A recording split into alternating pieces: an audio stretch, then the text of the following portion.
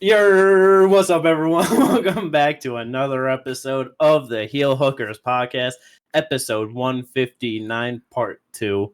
Let's go! We are back with another good old talk of some UFC fights, another Apex event. Let's go. Before we get into all that, like and subscribe if you enjoy the content. We appreciate everyone that does. Yeah. But let's get into it. Apex time, right? Yep. We know them. We love them. Everyone's favorite event is the Apex. We've been lied to about it for months at this point. It was supposed to get shut down and renovated, and now we're here. Middle of February, 2 Apex events into the year. Or 3, I don't even remember. I think 2. I think it was probably 2, but I thought he was about to get into his conspiracy bag of everyone says they hate the Apex, but in actuality, they all love it. Like, I thought that's where he was going with the we've been lied to thing. Not gonna lie. I mean, to be fair, who doesn't love a good old Sean Strickland Apex main event? You know what I mean? Remember those good old days? Yeah, we're past those days. But let's go. This one, much better. A fighter that beat Sean Strickland in an Apex main event one time. Jared Cannonier. He beat him one time. The 40-year-old vet, 2-fight losing streak, ranked number 7, heading into this, taking on undefeated surging contender Robocop. 32 years old, looks like he's at least 45. It's absolutely incredible. What? Undefeated? Did I say undefeated? Yes! I think you're undefeated. I swear you said undefeated. And I was like, what are you saying? I don't know.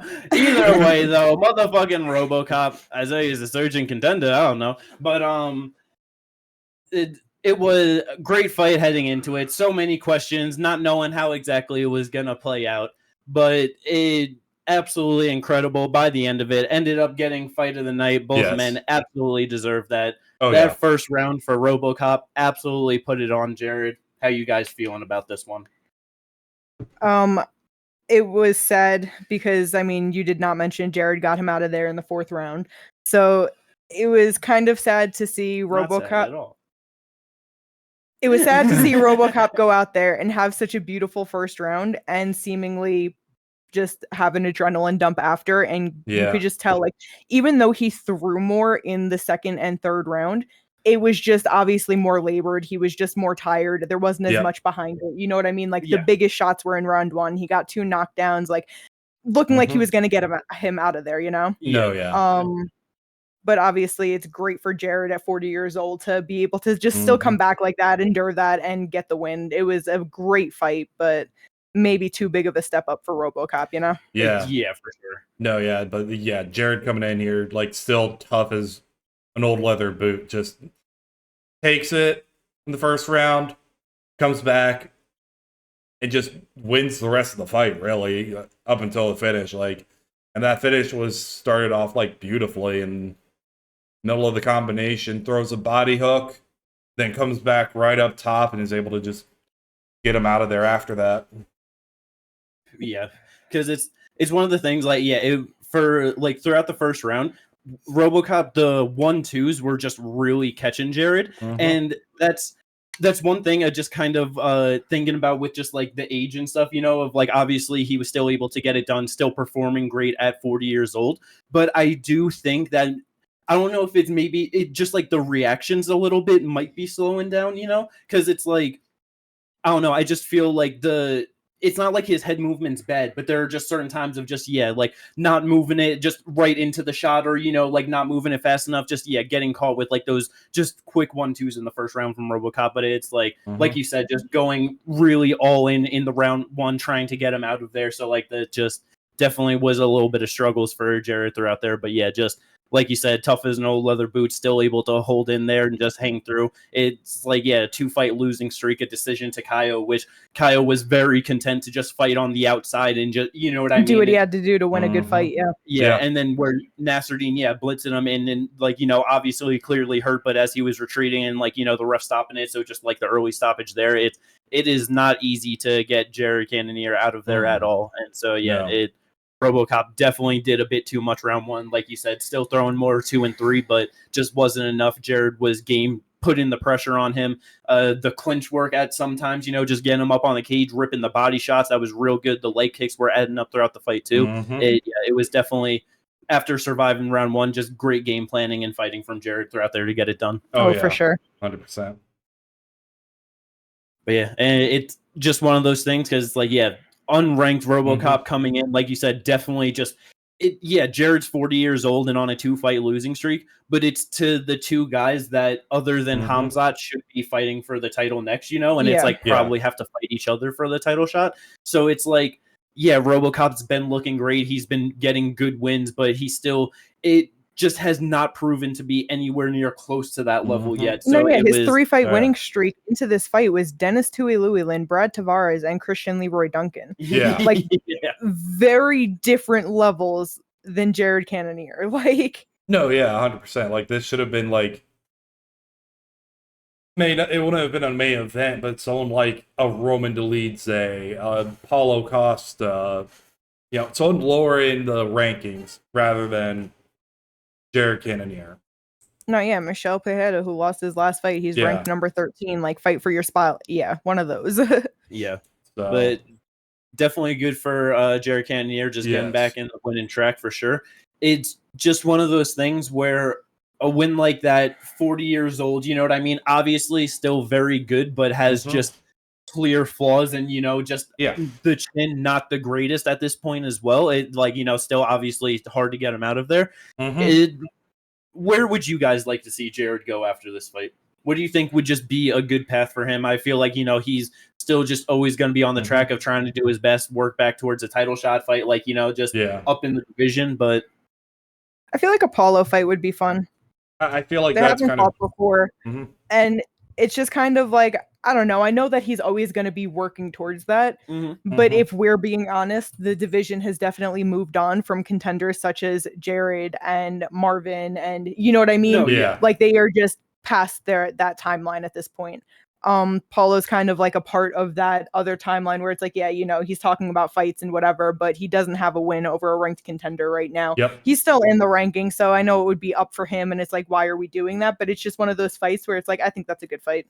Yeah, it's still back for Jared. It's still a bit lower level, so he could still get a win there. You know what I mean? It would just be good for him.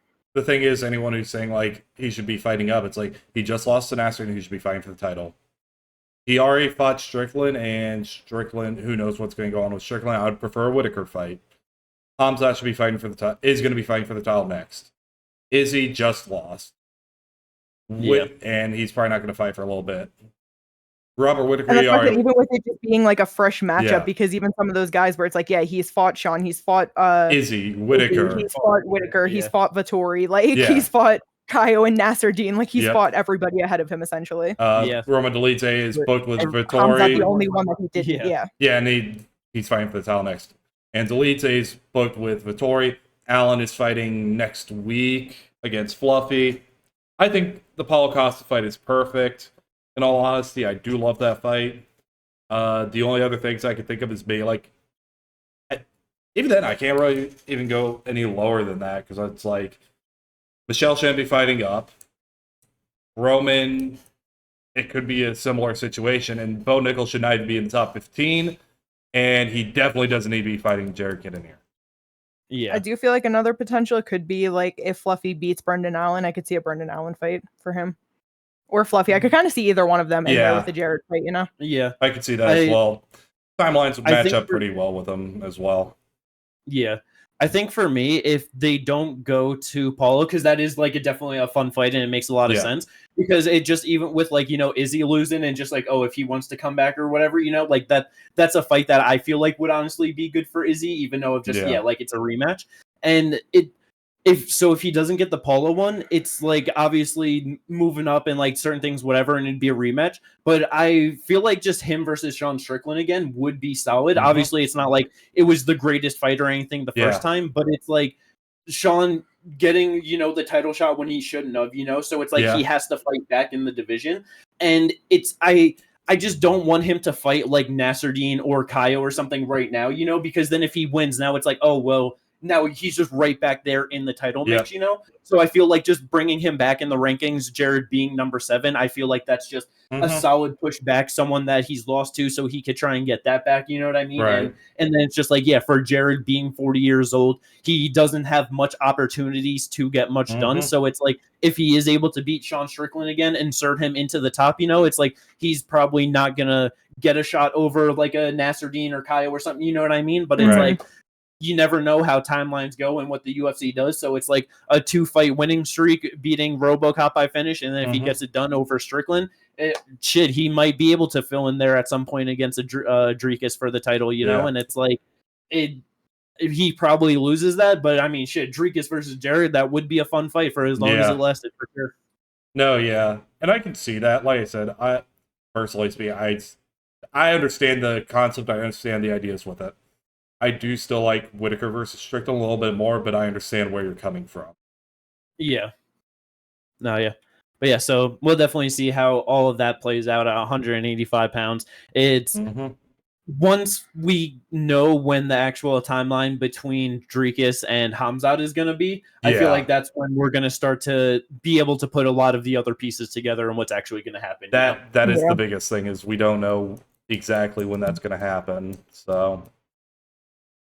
But yeah, and then for Robocop, it just back on the old grind. It's like just fight non-top 15 guys.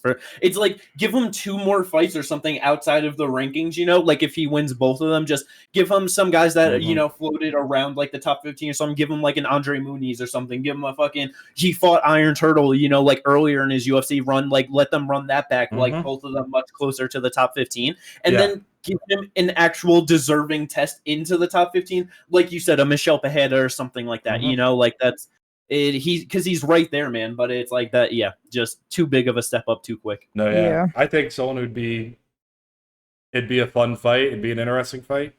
Him versus Shar Bullet. It's funny because I kind of had that thought in my head too. I just don't think they'll go to it. They won't do it, but it'd be interesting. I feel like that's such a bad fight for sure. Like he gets taken down, he gets beat up on the feet like that. I feel like that's very rough. It can be. That would be fun to watch for sure. But let's go. We'll see how everything plays out there for Robocop. It, like said, 32 years old. He's got plenty of time to work at 185 pounds. Yes. Co-main event. Another big step up, but this unranked fighter able to get it done. Youseff Zalal winning by unanimous decision over Calvin Kattar, putting Kattar on a 4-fight losing streak now at 36 years old. What are your guys' thoughts overall about the fight, Yousseff's performance, and just how you feel about everything? I think it was very thoughtful. I think that he had a very clear game plan, Youseff Zalal. It was really good. I know people are upset because it was one of those fights where it might not be the most exciting to watch, but not every fight is going to be exciting. There are going to be those fights that are a bit harder of a matchup, and you have to make a game plan for it, and that's what Youseff did. He was very elusive. He was just in and out. He was hard to fucking touch. He had Kattar just swinging at air. And he outstruck him every round. Like even when Kattar in round 3 was just going forward, just trying to take his head off, just trying to hit him with something, Youseff was fucking out of there and outstruck him by 1 strike, but it was still out, you know, like... because he was throwing crazy round 3, and it's like a lot of those shots, you know, like it just some people might have thought that they were landing, but it's like you can see that fucking Zalal was moving the head with every single big shot and was really getting out of there for a lot of them. Zalal had a lot of really good head movement. He stayed on his toes, a lot of lateral movement, left, right. Kattar doing what Kattar normally does, which is just pressure forward, applying that boxing pressure in terms of just like moving forward, but like was just unable to counter the lateral movement of Zalal. And just wasn't able to get going at all. Like I expected the first round to kind of go in the way it went in terms of like the actual numbers. But after that, it's like, Kattar, you really need to pick it up. You need to start. And you could tell by the end of round 2, he was frustrated as hell in there. Oh, yeah. Yeah, he was definitely getting annoyed. His strikes 38 out of 134. It's funny because they threw the same amount of total strikes, but yeah, Youseff 75 out of 134. Like, That was, like you said, just a very thoughtful performance from Youseff Zalal. It was great. It's one of those things where, because obviously, like watching it, it's just great, to watch and really appreciating it. Yeah. Just kind of thinking about it a little bit more afterwards. I just wonder how much that will work against some of the guys more at the top of the division, like higher in the division. Of just really trying to be like extremely elusive, and because it's one of those things where it's like it was really good, but Kattar obviously is a very good striker and a good boxer at 145 pounds, but he's definitely one of the more basic strikers overall at 145. He's not the hardest hitter. Also starting to get on the older side, 3-fight, losing streak and stuff going into it. I feel like if there was just any real time to like just try and test like, his striking at like the higher level and really try and get after it more, this was the fight. So with him being so elusive and just really like, no, like I am not getting in there with him at all, like in the exchanges. I just wonder how that could translate to the higher caliber fighters at 145, because we got a lot of motherfuckers that are great strikers and will go to fucking war, No, yeah, 100%. Great point. And the thing is with Kattar, he's also not the most athletic out of all the people in the division either, so there's that as well. But like the thing is with this game plan is the thing that I'm noticing with Zalal with this fight, and probably what's going to be coming in the fights to come, is he is going to be game planning very, very specific plans for very, very specific fighters. I doubt he does this again unless it's against like a Josh Emmett, who, also is just a forward pressure boxer who's very, not kick heavy, doesn't throw a lot, tries to throw a lot, but like is not the quickest, not the fastest, and is going to be the shorter man in there and with the shorter reach. Like, I don't see him doing this same game plan against an Arnold Allen, Brian Ortega. Yeah, he definitely is going to do the same thing with Yair. If anything, he's going to try and take Yair down because of the dynamic kicks, the athleticism of Yair. Same with Diego Lopez. Like, the things with those fighters is their athleticism is going to be a lot higher than Kattar, and they're going to be a lot more explosive. Yeah, but... And I guess that's where it just, my point of, like, because that's the thing of, if he's not going to try and be on the outside, exchanging, like, and just kind of in and out, whatever, it's like, then what? He's going to try and stand his ground and push forward into an Arnold Allen or a Diego Lopez, you know what I mean? Like, I feel like he's going to have to use that same striking against those guys, because because he's obviously an amazing grappler, but and like Kattar obviously has great takedown defense, but it's like he couldn't get shit going for takedowns in this one, and it's like I really don't think he'll be able to be like, unless like just able to get better with the wrestling. I don't think he'll be much more successful like with it against Arnie, and especially not Diego, and I don't think he'll even want to take down Diego Lopez. So that's where it's just I think we're just gonna have to see, if he is. If it is like, specific game planning for certain people, and if he's, because it's like he is still only 28 years old. Obviously still learning, still growing, just developing, just not even in his prime yet. You know what I mean? So I feel like that's just going to be one of those time will tell type of things, Yeah. For sure. And the other thing with like a lot of the takedown attempts in this fight is there were those weird like Petr Yan trips where he, grabs a collar tie and then like trips you out, and you're not going to get someone like Kattar with that. He stands too straight up for that to really even work in the way you want it to. Yeah. But because I know like he was definitely doing that like, round he one. Did have a couple. Like, 3, he was going more for like singles and stuff like that, and like just couldn't grab. Because I saw that he said like a comment afterwards where like it's... Oh yeah, the Vaseline on his legs. Yeah, it said that it felt like his legs were slick, and it's just like I don't know. It's just one of those sweat. Yeah, and it's just some guys are just real good at just slipping out, and you know what I mean? I don't know, because it's like going 0 for 8 on takedowns against him, it's just it's just one of those things. Like, it was definitely great on the feet, because like you said, to just do that against Kattar, like no one shuts him down that much, of just not being able to get anything going. But that's where I'm just curious of how it translates to the better fighters. But like you said, just young developing fighter, just got to see how his abilities and everything work out, and just how he's able to grow. Yeah. But yeah, great for Youseff Zalal though. Super happy to see him back in the UFC. Gonna get himself a top 15 ranking after this weekend. So that is definitely nice. For Calvin Kattar, went over to TriStar for this one, trying to mix things up, train with Firas Zahabi. Now on a 4-fight losing streak. I know with talking about it, the 3-fight one, it's like the controversial loss with Josh Emmett, the injury loss to Arnold Allen, the very decisive loss to Aljamain Sterling. Now another clear loss here. What's next for Calvin Kattar at 36 years old? I don't know. I'm going to be honest. I could see them giving John Woodson that opportunity to fight him. I'm not going to lie. That is a rough fight. I don't want to see it, but I can easily see them doing that. Kattar just going to turn into that guy that gets people into the rankings until he's finally bumped out, and then they're like, your contract's up, whatever it may be. Yeah, or retires. He is 36. Yeah, just depending on how fights go and injuries play out, because someone like Sean Woodson, he's going to be fucking throwing some shots with him, you know what I mean? So it's like injury potential, I feel like, is going to be way more likely and like a more, just a more thorough striker, than someone like Youseff is.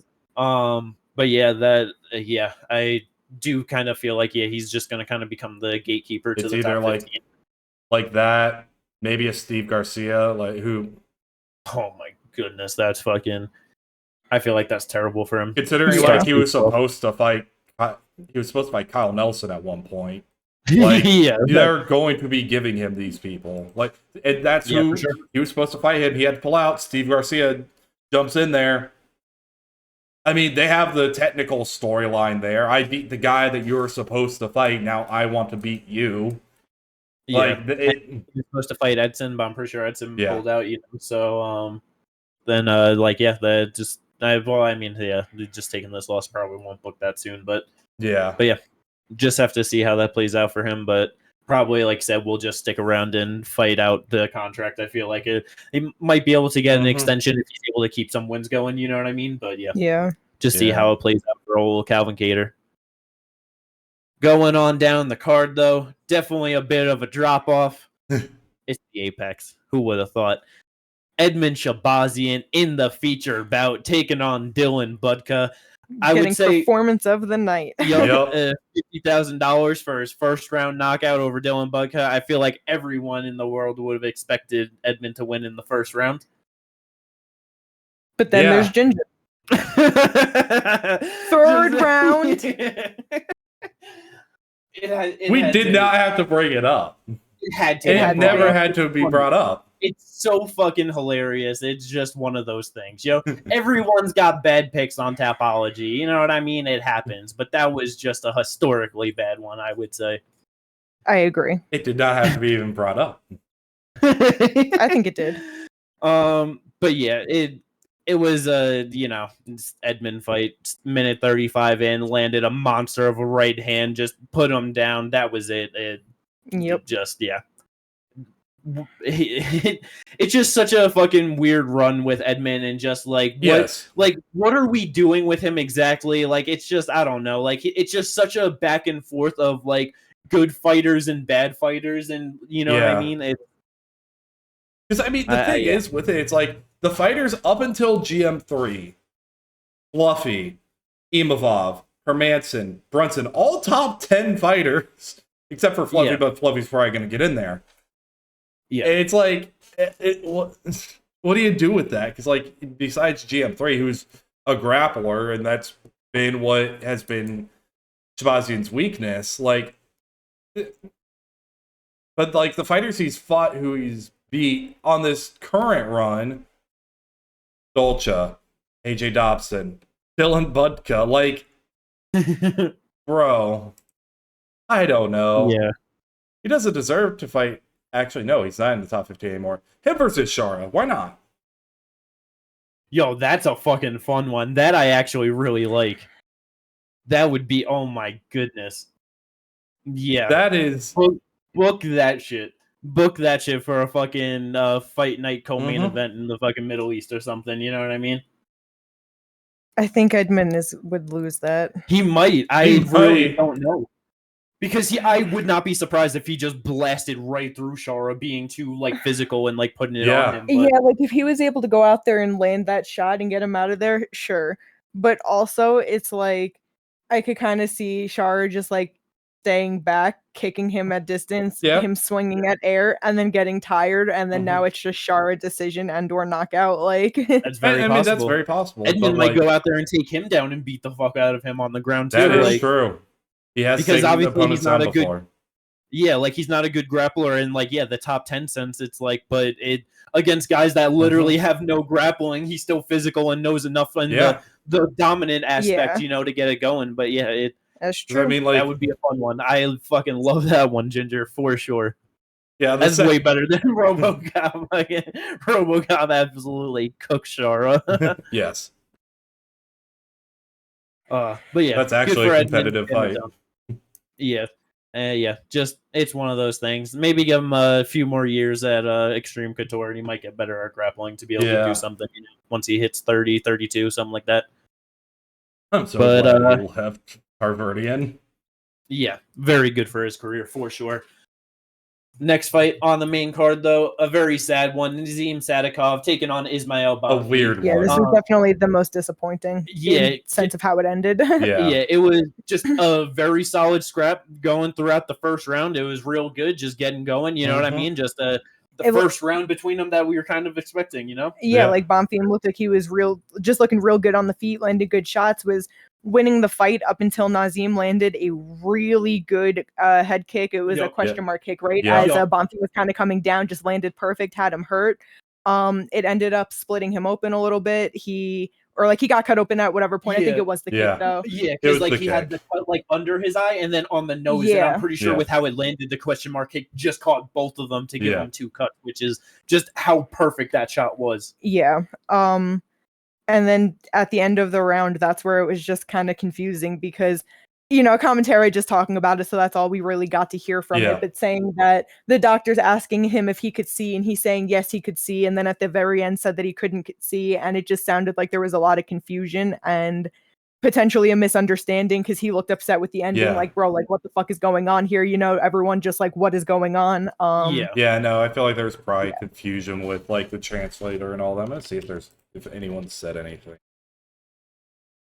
Yeah, like you said, it was just as like with the commentary talking about it, how they were like it was just all scrambled or like just all over the place. Where it was like it's one of those things where it's in the moment a fight, and you have a fighter that speaks different language, and you have a translator that's interpreting it and speaking, to another language to tell like the ref. You know what I mean? It's like it's very easy in the moment for things to get misconstrued or whatever, and it's like just because it's like one of those things of can you see, can't you see, and it's just like a quick thing of like oh can you see, and like I can, and it's like oh you can't, okay, fight's over, and and he's like no, like I said that like you never fucking know. So it just definitely seemed like just mistranslations probably and just in the moment thing, and it just definitely sucks for Bonfim to take that L and just get robbed of the fight too, you know what I mean, to see how it was actually going to play out.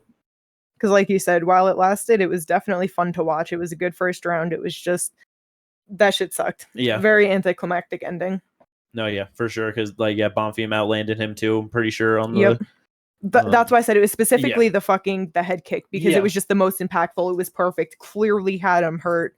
But he was just kind of cooking him until then, Yeah. Just landing really good shots. He just took over with the most impactful shot right there. Bonfim Leah able to survive, and then we get robbed of it. So it just sucks to see. But happy to see that Nazim was back. Just getting into the octagon. Pretty sure it was a little bit of time since his last fight. Yeah, because I'm pretty sure his last fight was the draw, right? Yeah, November of 23. So over a year since his last fight. Gets the doctor stoppage, but I wouldn't be surprised if both of them kind of get not rebooked against each other, but just rebooked in fights like pretty soon after that, because not the craziest Ismael. I'm sure he'll probably just heal up from the cuts and then he'll be like, let me get the fuck back out there.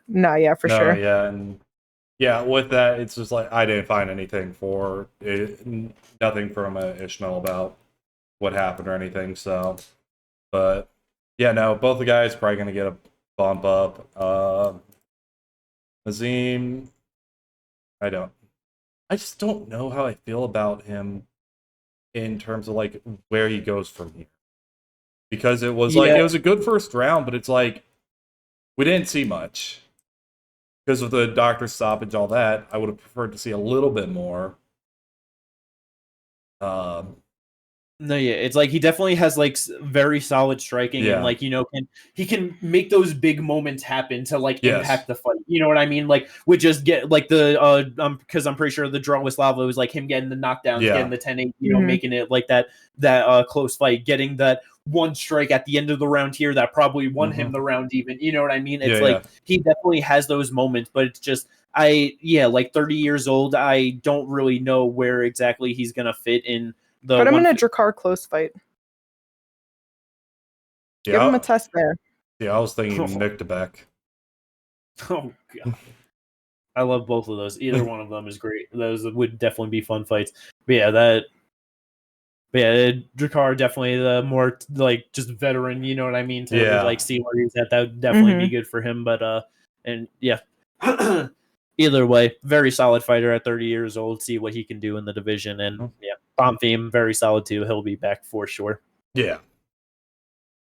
Last fight on the main card, definitely the least impressive of them all, I would say. Andre Petroski getting a unanimous decision over Rodolfo Vieira. Extremely sad for me to see. I was so fucking ready for Vieira to go out there. Easy money, easy sub, get it done. Round one, that's it.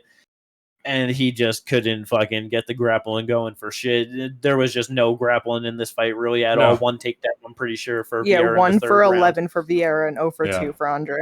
Yeah, which it's like as it was happening, it was okay, Petroski the better wrestler of the two, so it definitely makes sense. But I just figured that he would be the one going for a takedown, gets caught in a sub or something, and but no. Petroski just outstrikes him on the feet over 15 minutes, just landing the more impactful shots, getting it done, stuffing all the grappling attempts. Calls out Bo Nickel afterwards. Absolutely terrible call out. He ain't getting that fight. Bo Nickel said he can't fight cans anymore, so. Yeah. Literally top 15 ranked contender, Bo Nickel, you know what I mean? Anyway. All right.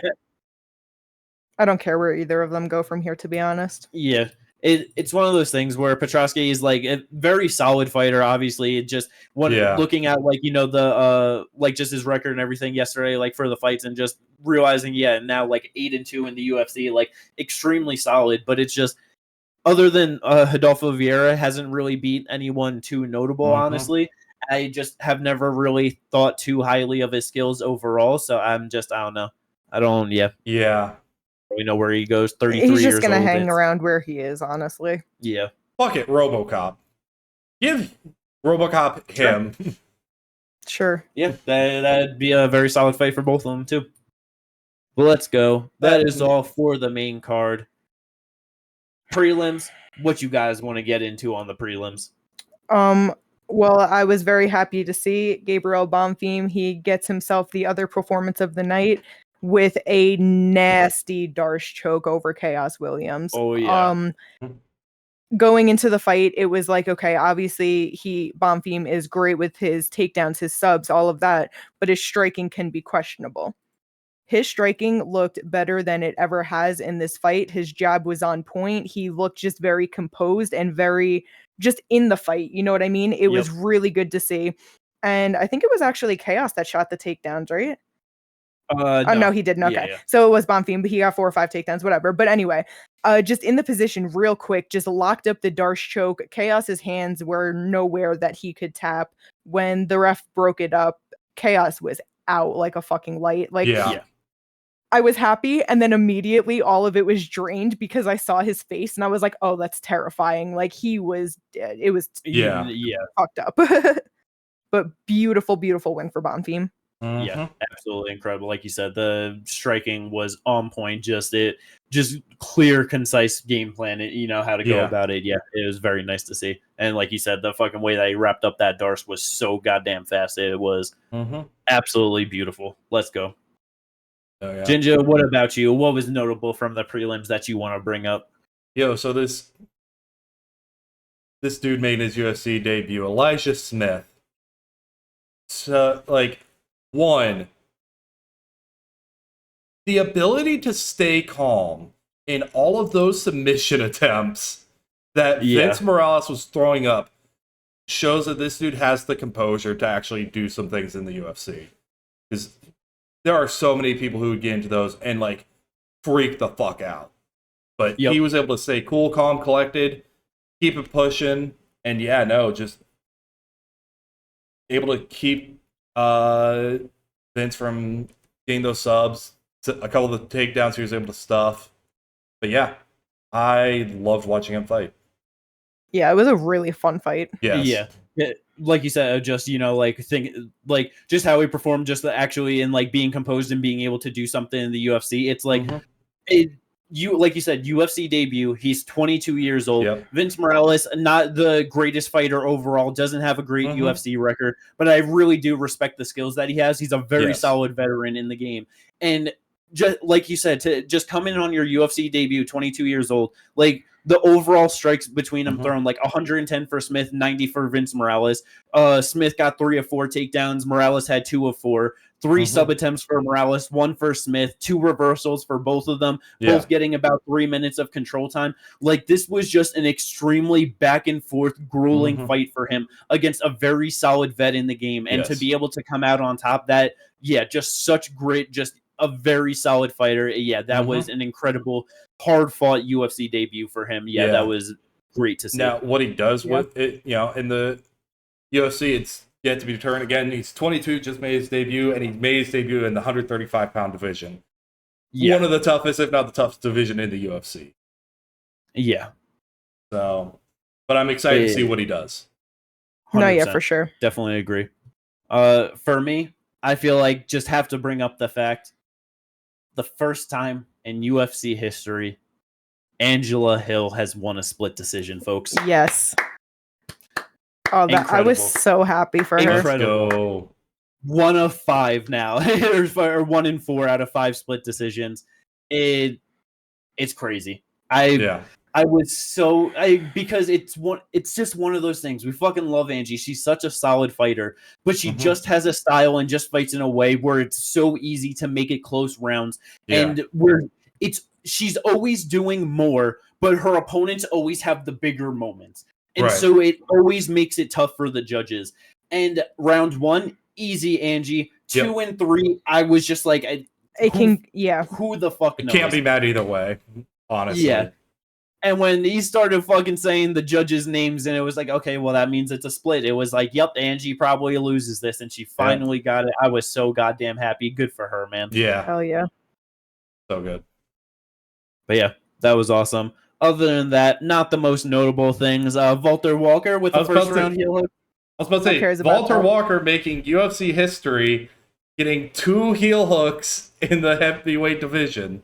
First one to do it. Back to back. I don't care about that. Back. Let's talk about the other not important UFC division and women's 135. Yes. Jacqueline Cavalcanti got a win, and that gives me a point in the draft. Yes, let's go. I just realized that our draft, the people who were on the draft, were the first and last fight of the card. Yep. Yeah. Starting off the night perfect for Kate with her draft pick, and then ending the night perfect for me. It, like you said, it just sucks that 135 pounds for women. It just is not a division that matters at all. But Jacqueline 4-0 in the UFC now in the weight class. It just one of the only fighters that is just like, oh, actually someone that might be something here, you know what I mean? It's like they got the sprinkle of life there, but it's just a sprinkle. Yeah. It's very solid fighter. Not like she's the most exciting overall, you know what I mean? 4 wins, 4 decisions, 2 of them are split. But yeah, just a extremely solid fighter overall. So definitely happy for her to get the win for sure. Oh yeah. But yeah, other than that, all of the fights to talk about on this card. Tapology, absolutely terrible night of Tapology. It was not. Horrible. I did good. I do not appreciate that. I got 640 points. I won 2 weeks in a row. I got 540. So I came in second place overall in the group. Yeah, that was very good. Layout popped off with fucking his 10 picks and 750 points. That was very good for him. Yeah. Ginger. Dead last. I cannot say the same for you, sadly. A little rough night at the office. A little bit. Shahbazyan, 3rd round. That's not even the pick that that doesn't that didn't really fuck me. That was a semi-perfect at least. I know, but it's just funny. That was just one semi-perfect. Like that was also my one semi-perfect. That was one of two perfects for me. Yeah, it was kind of close between me and you. 100 points, not the furthest apart. Got to the point where it's like, all right, I need these 3 perfects, and you get the semis and stuff for me to get the win. But that got shut down on the first fight that I needed. Anytime that happens, anytime that happens, it's like, well, I just lost anyway. Yep. But yeah, very solid overall. 8 correct for Kate, 7 correct for me, 5 for Ginger. 2 decisions, 1 perfect, 1 semi-perfect. Let's go. And then, yeah, as we said in the draft, me and Kate both getting a point. Mm-hmm. Let's go. Continuing my undefeated streak in that draft so far, 5-0. I got 5 booked fighters or 6 booked fighters. I'm getting to 10-0. That's what's happening. No, you're not. After that, and then you're losing every other fight. No, I ain't losing every other fight after that. I don't know what's gonna happen, but I'm getting to 10-0. Let's go. Very solid record. You're not a real undefeated fighter. We'll see how it plays out, man. I know that you're not an undefeated fighter. You're 1 and 2. Yeah, I'm getting 3 wins next week. Fuck off. I don't know, man. You very well could get 3 wins next week. We will talk about those ones in the next podcast. But yeah, right now 5-0 for me, 4-1 for Kate. Very solid. 1 and 2 for Ginger. Need to get those fights in for you for sure. Yeah. Well, let's go. Last bit of stuff for this podcast. Let's get into some fight news. Usually do it on the previews, but we got a good amount of stuff to talk about for the preview for next week. So we're hitting you with it here. Retirement fight announcement. Bit shocking, bit surprised. Really don't like it too much in a lot of ways. I don't know. It's such an Anthony Smith thing to do, man. It really is. Motherfucking Anthony Smith taking on Mingyany Zhang. This guy is only 2-0 in the UFC. He is 26 years old. He is on a 8-fight knockout streak, but the wins extend further, and it's kind of just broken up with a couple subs in there after the 8 knockouts. It's one of those things clearly untested at the highest level. Yes. Where Smith, we know, isn't at the highest level, but he still kind of is at that back end. You know what I mean? Overall, we know he's extremely tough, extremely crafty. So I would not be surprised if this is just the classic Anthony Smith of, I'm getting beat up a bit, take down, get a good position, I get on top sub or ground and pound, you know what I mean, is able to whatever. But it's at this point in his career, it's this guy, it's very unproven, but as much of a threat as he is, that's what it's like. Exactly, especially because we all know what happened literally fucking 2 months ago with Dominic Reyes. Yeah. And he's fighting in 2 months. It hasn't been a very long time since what happened. It's 4 months apart, you know? Yeah. I don't think that he's mentally going to be in there still and that he's okay. You know what I mean? I don't know how much his mindset may have changed up in between these fights. I don't know where he's at, but it's that does not seem like enough time for, you said, somebody with that threat. No, I mean, I definitely have listened to a little bit of him in interviews and different things, and he definitely does seem a little better.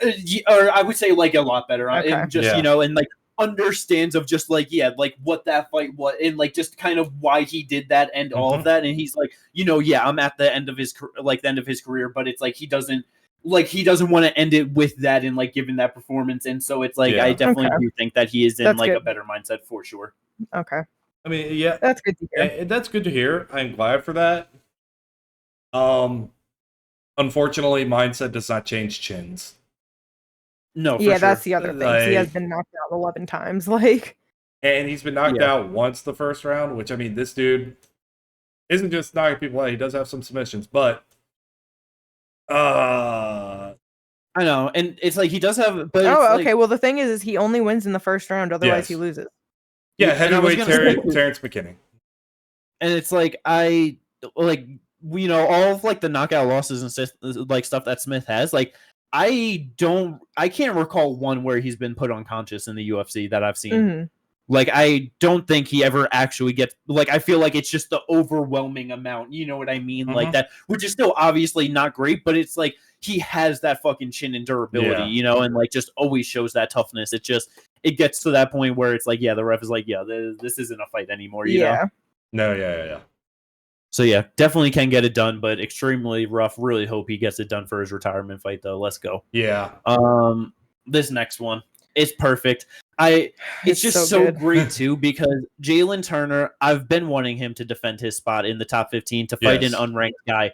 And we got a couple motherfuckers on their way up that are built just like him. So defend your spot against one of them. I'm weak because I didn't realize that they were the exact same height with the exact same reach. I was just about to look this up. 75.5-inch reach. Yeah.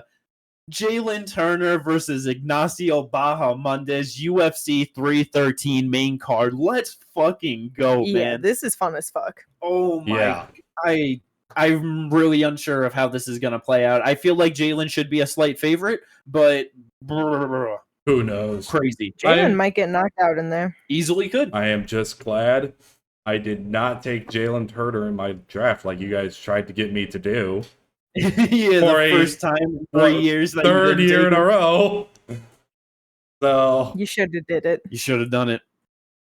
No. But yeah, that is just absolutely incredible. Ignacio might get the knockout. Jalin might get the knockout or sub. Yeah. Either Ignacio one of them has never been knocked out before. He's been subbed twice and he's lost 3 decisions. He's never been finished or knocked out. But has he been hit? Oh yeah. But has he been hit with a head kick the way Dan Hooker was hit with a head kick from Jalin Turner? I don't think so. No, yeah, and just it's one of those things because of like and he still lost. Yeah, very true. Very true. But Bahamondes is not Dan Hooker. But yeah, man, great fight. Very excited for that, and just incredible that we're getting it so soon too. We do not got to sit on that for long at all. Yeah, 3 weeks away. That 313 is so violent. Gaethje Hooker, Oh, yeah. King Green versus Hoofy, Jalin Turner, Ignacio. God damn. A striker's delight in that main card. And even then, on the prelims, Bruno Silva versus Joshua Van. Whew. Yeah. I mean, shit, even fucking Amanda Lemos and Yasmin Lucindo, they're going to scrap it out on the feet, too. So and I mean, it's like... Leao and Morono aren't afraid of going to war either. Yep. No, yeah, it's a good card. That is Absolutely such a great incredible card. God damn. Let's go. Apex event, April 5th. I'm pretty sure it's the main event, right? Yes. Yeah, pretty sure. I got it right here. It is. Nice. Josh Emmett taking on Lerone Murphy. What a fight at 145 pounds. Let's go. Rufferoni. Really rough fight for both of them, honestly. Yeah, Josh Emmett hasn't fought since he knocked the shit out of Bryce Mitchell in December of 23. And yeah, Lerone Murphy just in another step up in the division because, you know, he's beat Barboza, beat Ige. Now he's just on to Josh Emmett. But I think his biggest issue is he's undefeated in the year 2025, and things have been a little bad for them. So it is. It definitely has been. First thing, crazy Bryce Mitchell came back from that fight before Josh Emmett did.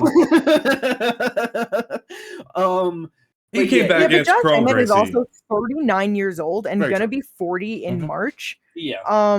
Could you imagine? So by the time this fight happens, he will be 40 years old. That is fucking crazy. So I think, because I'm pretty sure I heard him talking about it like around the Bryce fight, like thinking of moving up, just not sure where he wanted to be with his career. Just an old man to go up to 155 for a retirement fight at one point. Like, exactly. So like I think he's just kind of been back and forth on where to go, what to do, and potentially just even having troubles actually making those things happen, and just this being the easiest thing. You know, this might be his retirement fight. It's very possible. I mean, and if it's not, and he wants to move up to 55, god damn, him versus Chandler is. Oh my god, brother! Oh my god! It's okay, because you saying that, like, that gave me the same exact feeling of when I thought about Dricus fighting Yuri, of like, how did I never think of this? Of like just a random crossover fight. Two motherfuckers that are literally built just like each other. They are literally both wrestlers with an overhand right. Oh my god, that is it's amazing. That first round is literally just anime level explosiveness. You know what I mean? Like that is fucking. But the only person that could knock out Josh Emmett was Jeremy Stevens. Yep, the real hardest hit in 145er. Yeah. And I mean, Jeremy Stevens just knocked out Eddie Alvarez. But yeah, but with Lerone Murphy though, it's like that's a rough fight for both of them. Yeah, because it's like I do think that Lerone could easily outstrike him over 5 and easily win this. But one mistake, man, and you're getting fucked up. Like that's it. Yeah. That's all it takes. And, all it takes. But the same goes true with Dan Ige and Edson Barboza, where it's like they might not be like the highest of level guys, but you make that mistake and they catch you clean. You know what I mean? So he has been doing a good job. He had fight of the night with Barboza, so it's not even like he played it so safe that it was like, damn, what is this? You know, sure. Like didn't he get clipped like a few times and like have to survive like it earlier against Barboza? Think so. Or am I like because I would have to go back and rewatch the fight. Yeah, I don't really remember that. I don't remember. But it's just the same thing where it's like, you know, like obviously just kind of getting a bit more devastating, but it's like he has been doing a good job at avoiding those problems with the other people, you know? Very true. No, yeah, 100%. I do think, and I will say one more thing. When this fight got announced, that was the first time I was genuinely like, damn, maybe I really am a curse for undefeated fighters.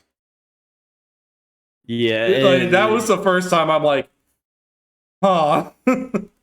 It's gonna be fine for our boy Lerone. Let's go. Yeah, you can't get double cursed. Great main event. Yeah, exactly. Let's go. Great main event. Another fight for Mexico City, March 29th. Manuel Torres taking on Drew Dober. Talking about another war. Yeah, I have mixed. I really don't know who's getting fucked up in this one. It's just because it's like I feel like more than likely Drew's gonna come out on top, but it's when is it gonna be too much for Drew Dober's chin overall, and just when all the damage is gonna accumulate? You know what I mean? It's like because it's like, you know, already got like cracked and, you know, got put away by Matt Favola, you know. Obviously it was a doctor stoppage with the cut against Jean Silva, but it's like a 45er moving up and just putting it the fuck on him, you know. It's a rough one for both of them. Yeah, definitely is. It's gonna be exciting. That's all I know. Yeah. Oh yeah. 155, absolute violence banger. division. Yes. And then the last couple of fight announcements. We got some fights coming up for the GFL, baby. Let's fucking go. I swear to God, every single one of these fights, if you put this headline out in like 2013, 2014, it's fucking going crazy. Everybody's loving it, man. 11, 12 years ago, this shit was perfect. Oh, no, I feel like the last one we have on here would have been hitting if it was like 2011, 2012. Yeah, I mean, even if you want to go like even 08 or something. Like 09. Yeah. Either way, it's just one of those things where it's like, obviously it's not like the craziest or whatever, but it's like all of these old guys, they still want to fight. They still want to make money. And at least you have a fucking promotion like GFL that's coming in and like going all in on these old motherfuckers. And it's like, just fight each other then. Like, they're excited about it. They're happy for it. You know what I mean? Like, and so that's just one thing. That it's like, at least all of these guys are not just fighting some fucking, you know what I mean? Like, we don't need Luke Rockhold in bare knuckle boxing fighting Mike Perry. You know what I mean? Like, what the fuck is going on? That was a bad idea in general. Like, he shouldn't have done that. But instead, that's why we had Bellator. Yeah, but I mean, even then, they just can get fed to the younger guy. You know what I mean? I mean, still, later on, like after they fought all the other old guys. Yeah, but either way, Luke Rockhold taking on Chris Weidman in the rematch, 9 years in the making. That is definitely a very smart fight for the GFL to go to. It makes all the sense in the world. Two guys that just do not like each other and are just they just get on each other's nerves. You know what I mean? Just don't mesh well. And I understand because you got Chris from New York and then you got fucking Luke Rockhold. You know what I mean? Like they were never gonna be friends. You know? Okay, I feel like barely anyone can be friends with Luke Rockhold to begin with. Anyway, but anyway. Yeah, no, this is the fight that I kind of expected them to do with these two. It just makes sense. It was ill-advised. This is eventually just going to be my catchphrase. Ill-advised spinning shit that ended up making Weidman lose his title to Rockhold. So as long as he does not throw any ill-advised spitting shit, we'll be fine. Yeah, but maybe. Because it's like, they've obviously have both aged a lot since fighting in 2015 back in their prime. But I feel like Luke has aged better overall, but Chris has also had like a little bit of the resurgence kind of like in how he's looked at the end of his UFC run. So I really don't know how they match up in 2025 heading in. Like, I mean, like, yes and no, intrigue, because it's like, I guess with Bruno Silva, like, sure, he looked better there. And like, even with Brad Tavares not getting knocked out, it was like, oh shit, you didn't get knocked out. But then Eric Anders got him out of there. And it's like Luke Rockhold, while it might be on the outside of the UFC, I know that was a bad fight with in BKFC with Mike Perry. He should not be fighting BKFC. But, fighting in Karate Combat, getting the finish in there, that was April of last year. So, been grappling, even though he lost. Like, I don't know. No, it's hard. One of They're those both things. old as shit. I hope everyone's just gonna be juiced. Joe's showing is also 41, was 40 at the time, so he fought another just older legend kickboxing, you know what I mean? Just going in there. But it's like, both older, just on the older side, just a rematch, you know what I mean? So it's one of those things where we're clearly not getting the best of both of them, but I'm just interested of where they are both at to just see how, who's just able to get it done. This next one is absolutely dog shit. I hate this. I hate this. I hate this. I hate this. I hate this. I hate this. Under one condition. There's one very small condition where it's not bad. Yoel Romero, no steroids. If anything, he's on that Tony Ferguson shit where he's taking performance decreasing drugs. You know what I mean? Because that's the type of shit Tony was on during his run because he was just too much of a problem, And then Shogun Hua, all the steroids, all the juice, looking like Pride days. You know what I mean? That's the only point that this fight is okay and looking all right. Brother. Yeah, because it's like Yoel might be 4 years fucking older than him at 47 years old, but he has still been competing. He has still been winning. He has still only been knocked out one time back in Strikeforce 2011. Like, just losing some fucking decisions, a couple split decisions. Like, he is still doing his damn thing. Oh, yeah. But also... And then there's Shogun. Yeah. Brother. Romero without USADA? He's taking that shit that they give to fucking horses. Are you kidding me? This man's gonna be on all the EPO. All the fucking... Like... Who knows, man? Who knows? Bro, we're about to come out... He's about to come out here and be fucking prime 2011, 2012 Yoel Romero. I don't know. First round flying knee for Yoel possibly is going to be sad. But very rough. Combined age of 90 years between the two of them. You love to hear that in an MMA bout. That's about the combined age of... No, that's actually more than the combined age of fucking Jake Paul and Mike Tyson when they fought, which is actually crazy. Nice. Let's go. Next one, actually, in my opinion, the best fight, the most interesting out of all of them. Uriah Hall taking on Diego Lima. I do think that should be a very solid fight. Just see how that one plays out. I'm definitely expecting Diego Lima to come out on the win against Uriah Hall. I feel like Uriah is definitely on the older side compared to Lima. Yeah, I was going to say it's the first old man we're not talking about at 35 years old. Uriah Hall is 40. Yep. Yeah. So, Diego Lima for the win. Let's fucking go. That'll be good for him. And then this last one. Ancients.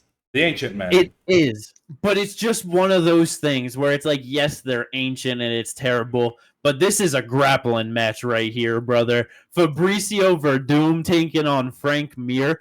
I doubt there's going to be the most stand. I feel like they're just going to grapple it out with each other in this one, You forgot about the flying knee Verdum hit Mark Hunt with?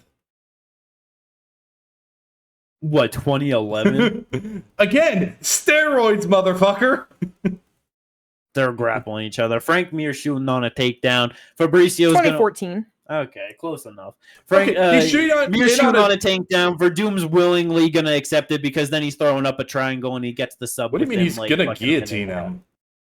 That too is something, but it's fine. It's grippling out here. He's gonna pull. He's gonna pull it out like he did against Cain Velasquez and just rip Mir's head off. Maybe. Either way, old man grappling contest between that one. Let's go. Hopefully. What a stellar 4 fights that we got for GFL coming up. You know what I mean?